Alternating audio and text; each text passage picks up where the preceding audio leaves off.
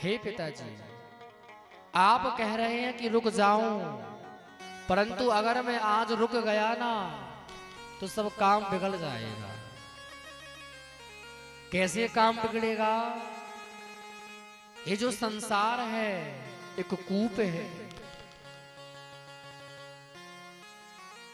इस संसार रूपी कूप में जो एक बार प्रविष्ट होता है, आता है, वो जीवन में कभी निकलता ही नहीं है। इस संसार में अगर हम रुक जाएंगे तो मानो हमारी भक्ति छूट जाएगी। पिताजी, एक राजा था, उसकी प्यारी सी पत्नी बड़ी सुंदर सर्वांग स्वरूप की थी, परंतु कैरेक्टर लॉस थी, विचार की अच्छी नहीं थी। एक दिन राजा वन में शिकार खेलने के लिए गया। जब शिकार खेलने के लिए बन गया, उस समय रानी ने मंत्री को बुलाया, कहा आइए बैठिए। पास बुलाया, कक्ष में बुलाया, जलपान हुआ, दरबार हुआ, समय बीता। शिष्यों ने मुनादी सुनाई कि सावधान, राजा साप आ रहे हैं। पहले के जमाने में जब राजा महाराजा आते थे तो पहले ही से मुनादी पिटती थी, मतलब बोला जाता था। क्यों जी? आज भी जबलपुर में सेंट्रल जेल है, रात्रि में वहां लोग कहते रहते हैं, सिपाही लोग, सावधान, जागते रहो, कहते हैं ना, सोना नहीं जागना है। ऐसे ही पहले के जमाने में जब मंत्री लोग अपने राजा को आते देखते थे तो ये कह देते थे कि सावधान, राजा साप आ रहे हैं।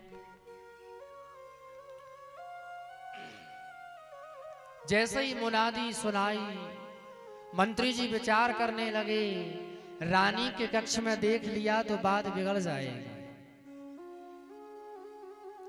रानी ने कहा सुनो, सामने से मत जाना, सामने से वो आ रहे हैं, पीछे से जाओ, पीछे से एक दरवाजा है। पहले के जमाने में राजा महाराजा ऐसी सुरंग बनाते थे, सुरंग बनाते थे कि अंदर ही अंदर लोग न जाने कितने दूर चले जाते थे। आपको मालूम है कि नहीं है? मंत्री जी महाराज पीछे के दरवाजे से निकले, बहुत दूर तक निकलते गए, निकलते गए, निकलते गए, और जैसे ही फाटक खोला तो उस दरवाजे की जो दिशा थी वह एक तालाब में थी। कौन सा तालाब? जहां विष्टा, मल, मूत्र इत्यादि ये सब गंदगी भरी थी। मंत्री जी ने विचार किया, अगर लौट कर जाऊंगा तो राजा देख लेगा, और अगर कूद रहा हूं तो मल, मूत्र, विष्टा भरा है। बताइए, दशा वहां ऐसी हो गई, उगलत निगलत पीर घने, है ना जी? ना निगल सकता ना उगल सकता।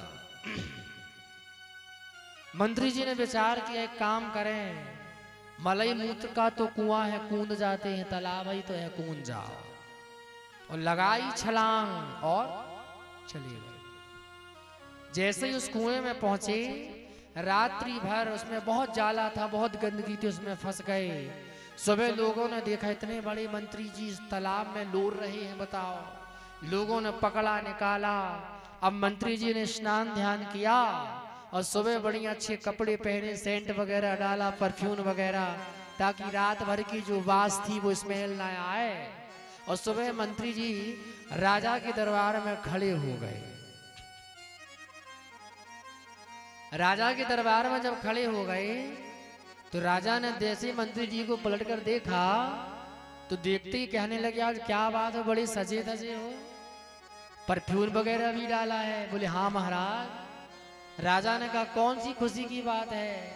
अब मन में तो ये कह रहे हैं कि अब मैं आपसे क्या बताऊं कि कौन सी खुशी है, परंतु राजा से झूठ बोला, महाराज आज हमारे रिश्तेदार के घर में विवाह है, और जब विवाह होता है तो लोग अच्छे कपड़े पहन के जाते हैं, कोट वगैरह, जैकेट वगैरह, परफ्यूम वगैरह डाल के जाते हैं ना, सिस्टम सब सेट करके। इसलिए हमारी भी तैयारी है, आपका कार्य करके हम चले जाएंगे। ठीक। अब 2 दिन बीते, 4 दिन बीते, 6 दिन बीते, 10 दिन बीते, 11वें दिन राजा पुनः शिकार के लिए पुनः गया। अब रानी ने पुनः बुलाया, आइए बैठिए ना, आइए अंदर। अब आप बताओ मंत्री जी अंदर जाएं कि ना जाएं? क्यों जी, जाएं कि ना जाएं? एक बार गए तो रात भर कुआं में थे, तालाब में। अब की बार अगर जाएंगे तो महाराज बात ही बिगड़ जाएगी। इसका अर्थ क्या है? संसार ही कूप है, इसी संसार में जन्म जीव ले रहा है और जन्म लेने के बाद वासनाओं में, भोगों में इतना बिजी है कि वह भगवान को भूल रहा है। ये संसार एक कूप ही तो है ना? संसार एक कूप है। इसी कूप रूपी संसार में कुछ लोग जन्म लेकर के भक्ति कर रहे हैं और कुछ लोग वासना के कुआं में रोज लोर रहे हैं। बताइए, इसलिए जीवन मिला है, जन्म मिला है तो भक्ति श्रेष्ठ है।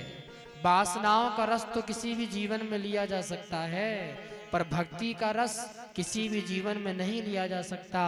इसलिए श्रेष्ठ है भक्ति। जीवन में भगवान की भक्ति करिए। भक्ति भक्ति भगवंत गुरु चपल नाम बपुए। इसलिए जीवन में भक्ति करिए, यही सार है। बोलिए भक्त और भगवान की जय हो। तो आप भक्ति करिए।